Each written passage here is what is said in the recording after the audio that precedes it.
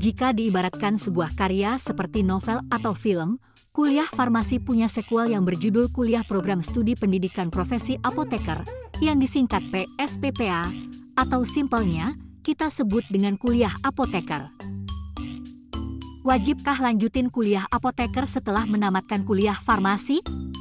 Enggak ada dalil yang mewajibkan ya, tapi udah jadi suatu tradisi bagi orang-orang untuk memilih melanjutkan.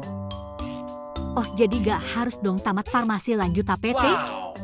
Ya enggak, kalian bisa aja milih untuk menikah, berbisnis, cari kerja, atau lanjut kuliah S2, terserah, that's your choice. Tapi, mayoritas orang bakal memilih untuk lanjut kuliah apoteker. Tujuan awal kuliah kebanyakan orang kan untuk bisa mudah dapat kerja dan punya karir yang terjamin. Memilih lanjut kuliah apoteker akan membuka lebih banyak peluang pekerjaan dan di samping itu juga dapat peluang nominal gaji yang lebih besar. Kuliah apoteker gak lama kok guys, cuma setahun alias 2 semester doang. Sebentar kan? Yeah. Yoi, tapi karena waktu yang tidak lama ini, kita bakalan menjalani jadwal yang padat dan rentetan berbagai jenis ujian akhir yang harus kita lalui untuk bisa meletakkan gelar APT di depan nama. Nah, penasaran dengan alur kuliah apoteker? Langsung aja, ayo kita bahas. Let's go. Hal pertama, tentu aja kita bahas tentang tes masuk kuliah apoteker. Sama halnya seperti untuk masuk S1 farmasi, kita harus mengikuti tes masuk perguruan tinggi dulu.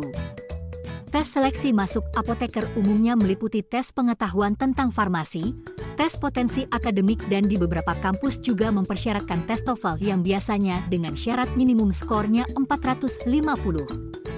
Selain ujian tulis juga ada tes wawancara yang kurang lebih gambarannya bakal mirip seperti ujian komprehensif S1.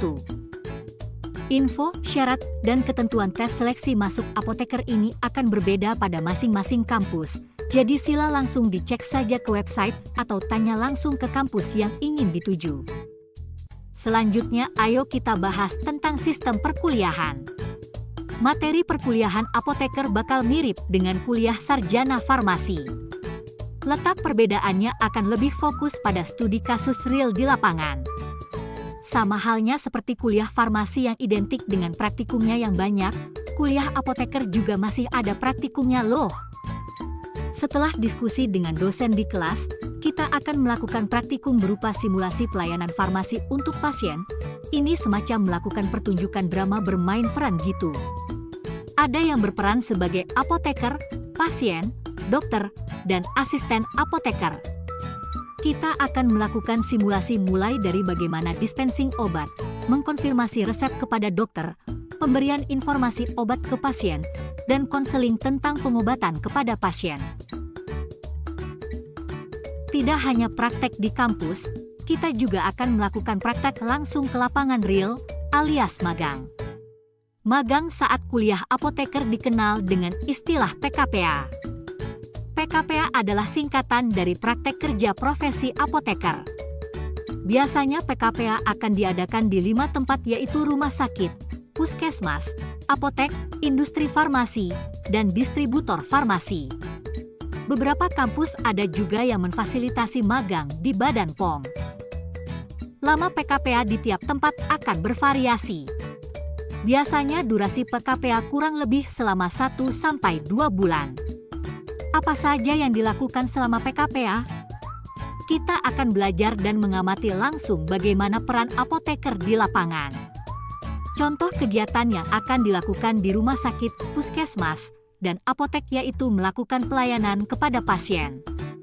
Mulai dari menyiapkan obat untuk pasien sesuai resep dokter, manajerial stok, pemberian informasi obat kepada profesi lain atau kepada pasien, serta konseling untuk pasien. Di industri kita akan langsung belajar dan praktek tentang segala hal yang berkaitan dengan produksi sediaan farmasi, mulai dari obat, kosmetik, obat tradisional, dan produk rumah tangga. Kita belajar bagaimana quality control dan quality assurance di industri farmasi.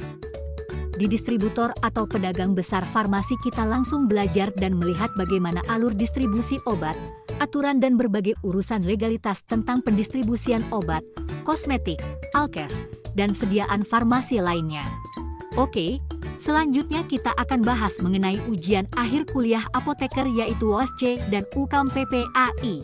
Pada ujian akhir ini materi yang akan diujikan adalah topik pembelajaran kuliah apoteker yang dibagi dalam 3 bidang keilmuan utama yaitu Clinical Science, disingkat CS, Pharmaceutical Science, disingkat PS, dan Social Behavior Administration, disingkat SBA.